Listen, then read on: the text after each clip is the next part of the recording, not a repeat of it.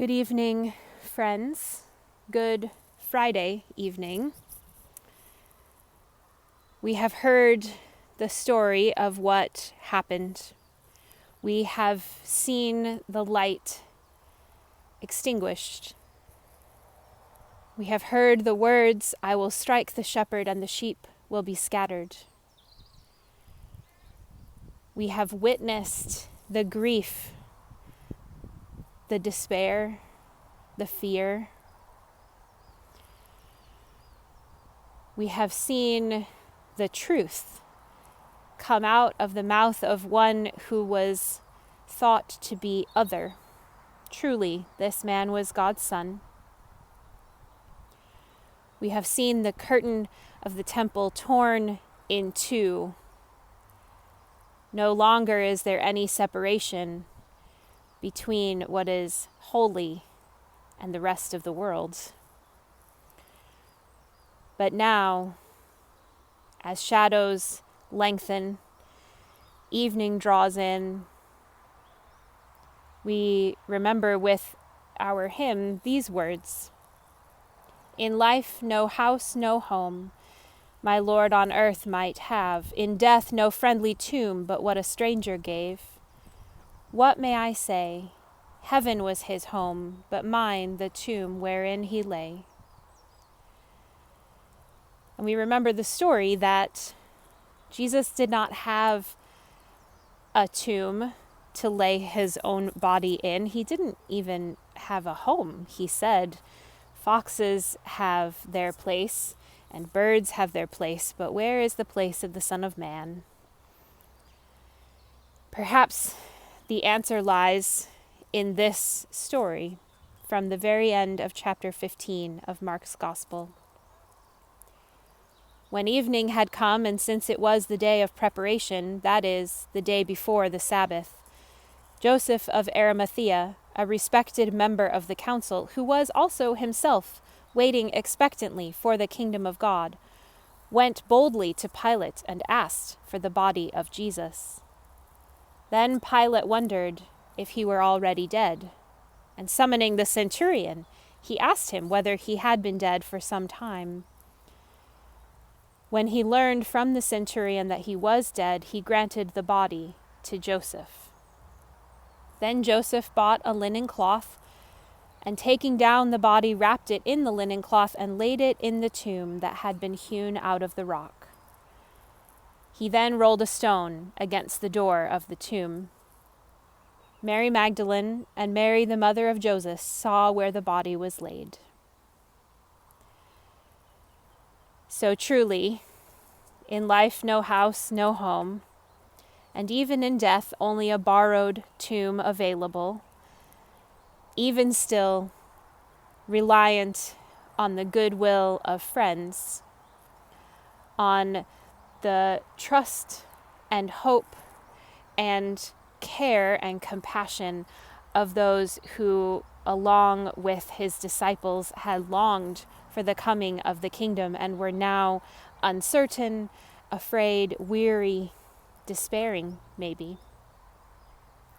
The light had gone out of the world, which is what it feels like when we lose someone close to us. It's heartbreaking. It does feel as if light has gone. And in this case, it was the very light of the world that has gone. And in the worst possible way, at the worst possible moment, changing everything that they thought was meant to happen. But still, Joseph, who was important, unlike everyone else in Jesus' story, Joseph was at the top of his class. He was a member of the council, but he was also waiting for God's kingdom, and he recognized it in Jesus. Remember that Jesus said in the very beginning that the kingdom of God has come near. It is at hand. We can reach out and touch it if only we can see, if only we could recognize that in him, in this person, the fullness of God dwells. in this person, the kingdom of God has come near. Wherever he is, the kingdom of God is visible, tangible, real. And if people trust that word, then this moment in the story is the most heart-rending moment in the history of the world. Because now he is gone. What does that mean for the kingdom of God? In that moment, I think that felt unclear. We know that there is more to the story, and so we wait expectantly.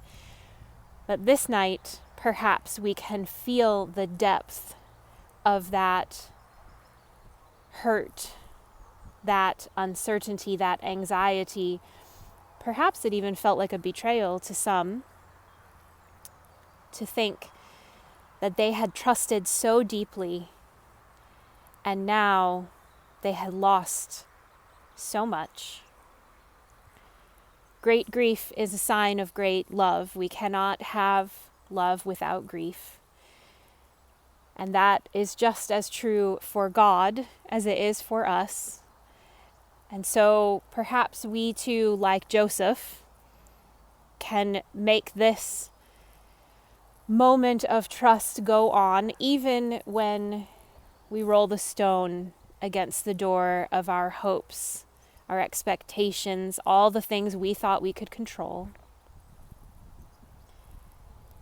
The last line of this verse says, "Mine the tomb wherein he lay," inviting us to take the place of Joseph in the story, to offer ourselves and the one thing we have left in this moment as a place where God can dwell in the darkest moment even of God's own history. So this is verse 6 of hymn 399.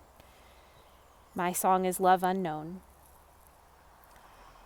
In life no house, no home, my Lord on earth might have. In death no friendly tomb, but what a stranger gave. What may I say? Heaven was his home, but mine the tomb wherein he lay.